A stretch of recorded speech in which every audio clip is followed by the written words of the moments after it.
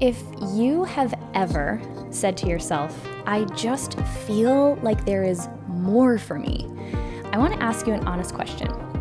Does that desire for more ever make you feel even just a little bit guilty?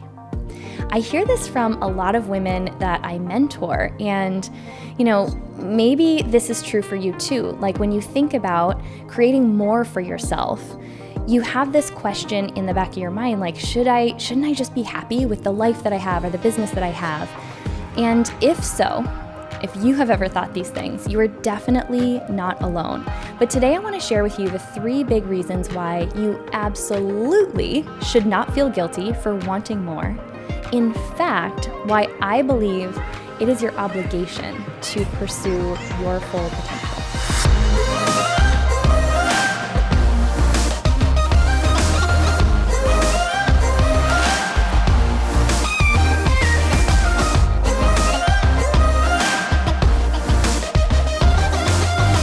Welcome back to the podcast. I feel like I'm gonna give you like a little dose of some tough love today, because I start to notice when themes come up around me in our community, or maybe it's several mentoring clients that, the same theme starts to come up in our conversations.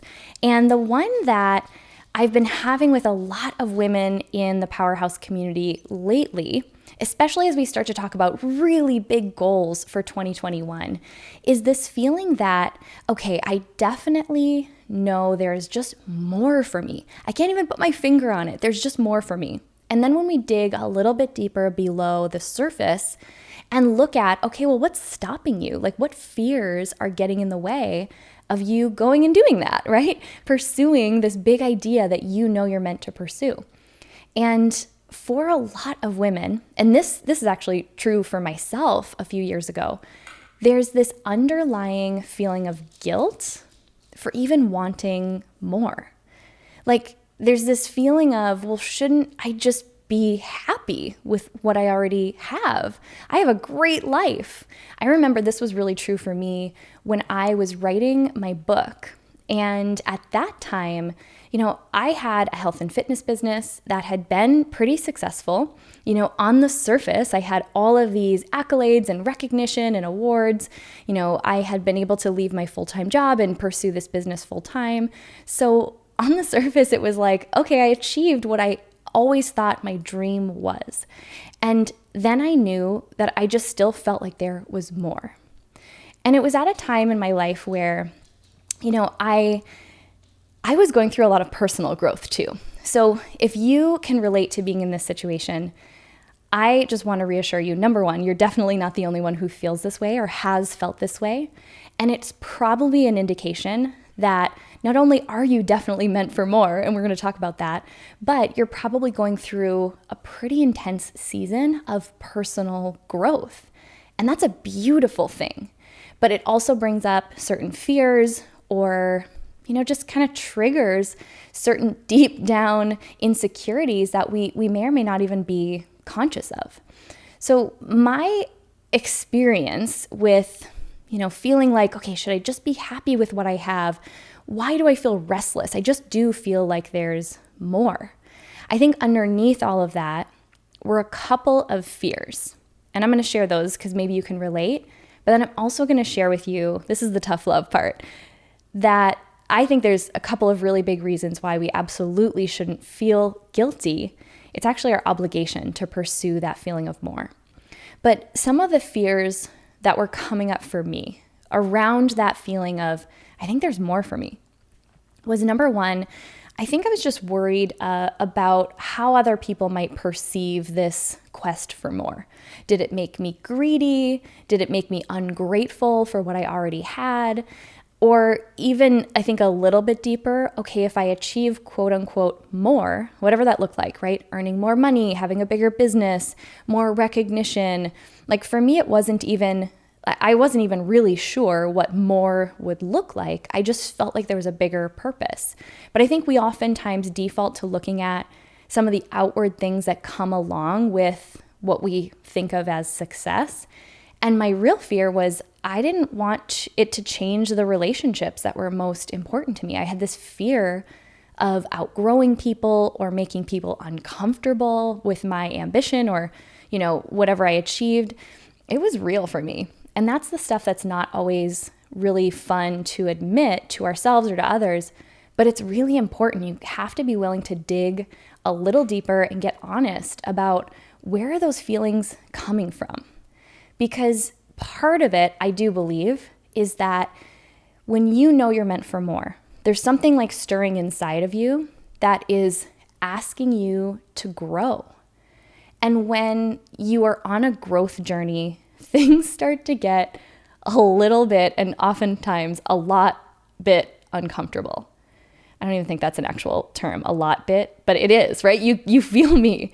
It gets really uncomfortable when you are taking yourself on and becoming the person who can create this vision of more. You literally have to become a new person. And there's a part of our brains that wants nothing to do with that growth. So you have to know first and foremost that when this feeling for more starts to trigger fears around, well, does that make me greedy? Does that make me ungrateful? How are other people going to feel? All that is our comfort zone saying, let's just stay right here. Let's kick up your feet, pour a glass of Prosecco. You don't really need more. Like, it's just comfortable here. But take it from me. I listened to that comfort zone voice for way too long. And what started to happen was not only did I still feel this undeniable sense that there was more for me, I started to feel really restless. How I was showing up, even in my current business, started to become not the person that I wanted to be and not the person I wanted to show up as. So we'll get to this at the end, why I do believe we have an obligation to fully pursue what we're capable of. But what can start to happen, or how you can know that maybe you've been putting up with that, listening a little too much to the comfort zone voice, is that you're starting to feel a little bit restless or a little bit resentful. Maybe you even notice you're comparing yourself to other people who are doing the thing. And all of that is just an indication that you've probably been sitting with this feeling that you're meant for more for way too long. And it's time to start doing something about it. But I want to give you some freedom around this very, very common fear of, am I greedy if I want more? Am I ungrateful? Whatever for you shows up around wanting more. I'm going to give you 3 really strong reasons why you absolutely should not feel guilty. And then we're going to talk about why it's your obligation to pursue that feeling.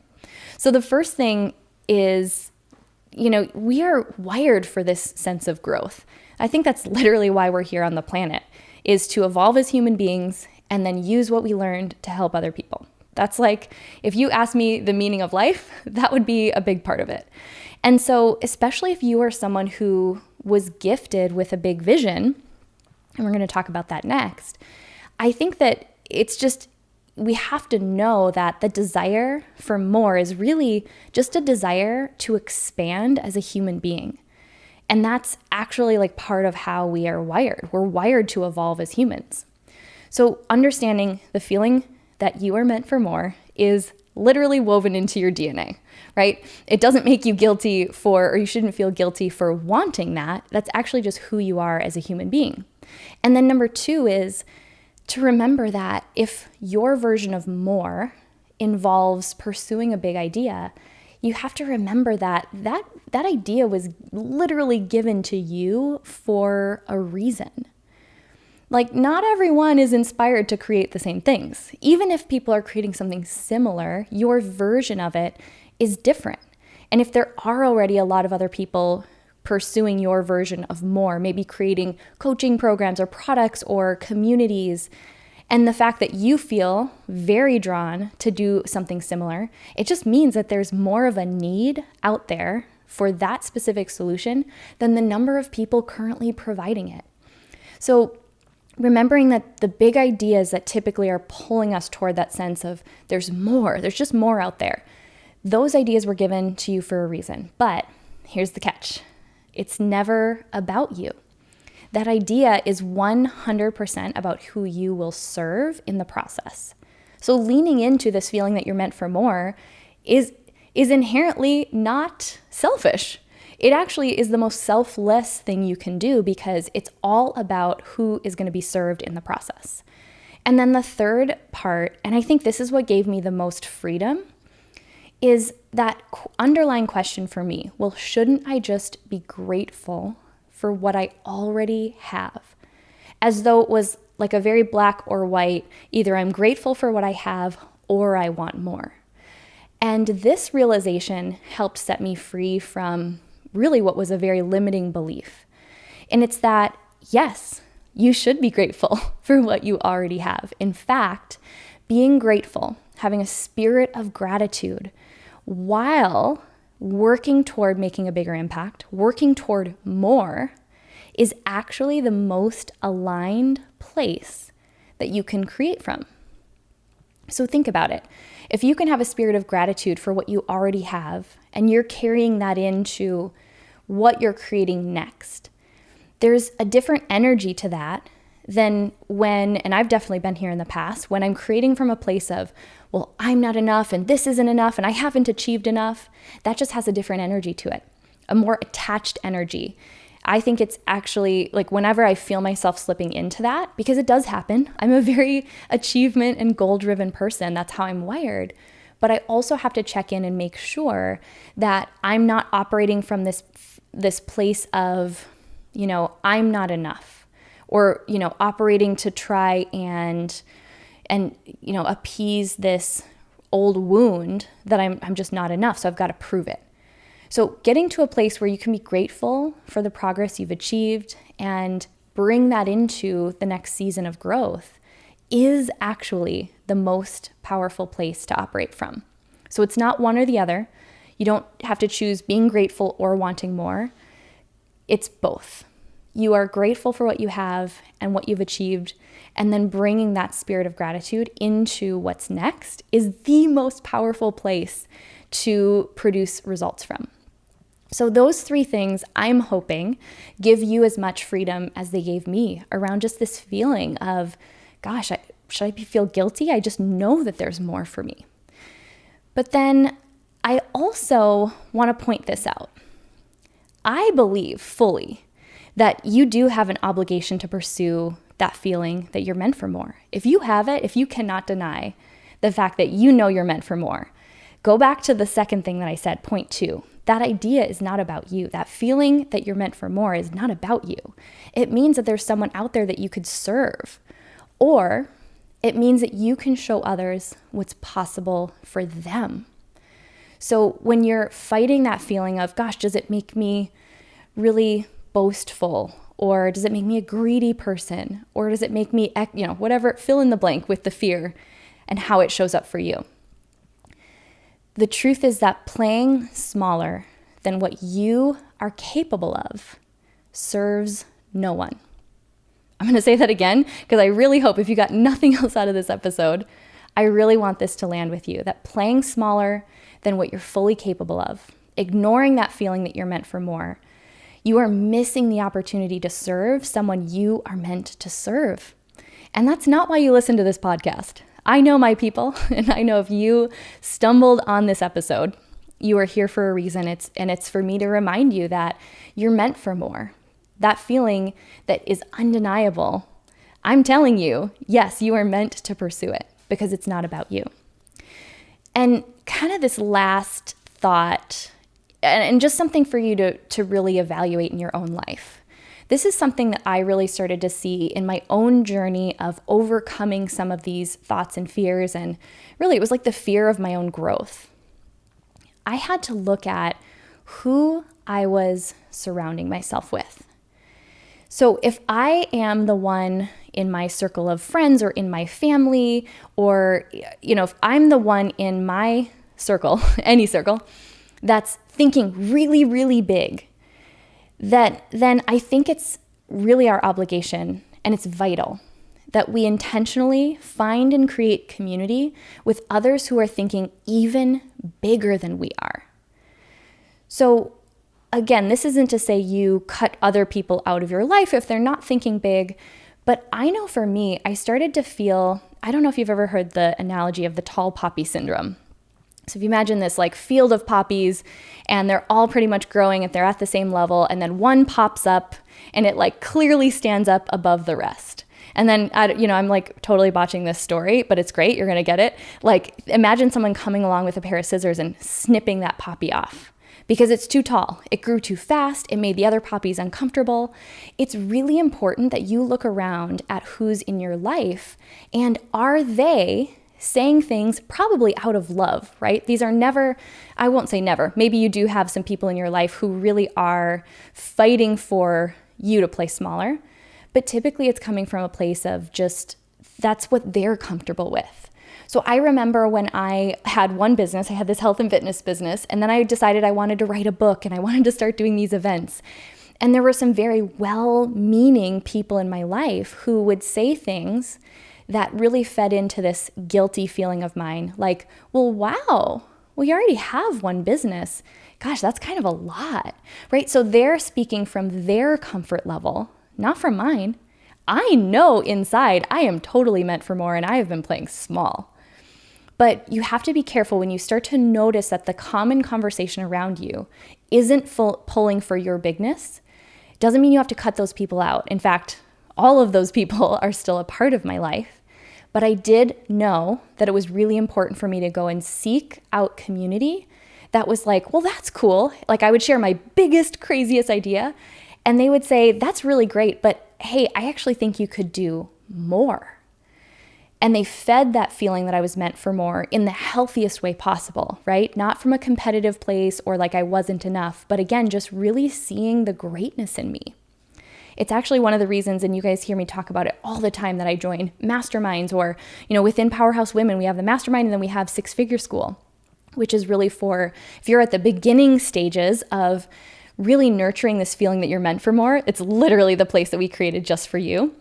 So I kind of just want to start to wrap this up by saying this, that remember that feeling that you're meant for more is pointing you in the direction of the person you're meant to become. And it really was never about you. So focus on who you want to serve. Know that by pursuing this feeling that you're meant for more and expanding as a human, you're just going to make a bigger impact. But it is absolutely vital for you to find community. And if you listen to this podcast and if you've loved this podcast, there are a couple of other ways that you can get plugged in. So just in case you're brand new here, I want to make sure that you really know where you can find community like the one that I was just describing, because that's literally why we created the Powerhouse Women community. So there's a couple of ways. We have a Facebook community. All of it's going to be linked in the show notes.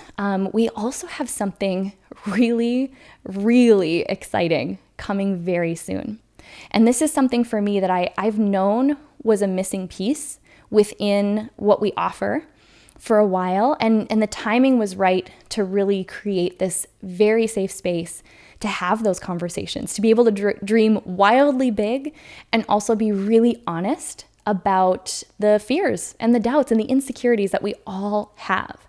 So the best way to be first to know when this next big announcement is live is to join our free text mentorship. So all you have to do is text the word mentor to this number, and then it actually is me on the other end. There's some automated messages, but like I read every response and I do answer back. Every couple of days I go in and I have so much fun sitting down and just like texting back and forth with you all. So text the word mentor to 602-536-7829.